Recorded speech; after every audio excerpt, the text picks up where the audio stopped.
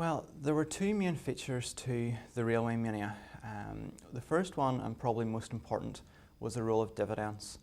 Because during this time, the railway industry becomes established, and those companies who have been around for maybe 5 to 10 years actually grows quite dramatically. And the passenger numbers they're carrying expands and almost doubles within 3 to 4 years.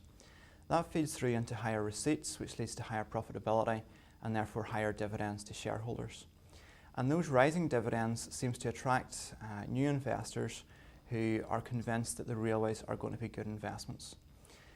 Another interesting feature was that a lot of the railroad companies actually made it possible for their shareholders to invest on a subscription basis. So that meant that investors, rather than paying the full maybe £100 for a share, actually only maybe had to pay 5% or 10% upfront. And we get some interesting parallels with the recent housing bubble, where mortgages made it very easy for ordinary investors to take part. And it gave them very easy payment terms, and it also meant that any investment they had was quite highly leveraged. So any price movements, basically because it was being earned over a very small base, over a small deposit, meant that investors could earn quite high returns.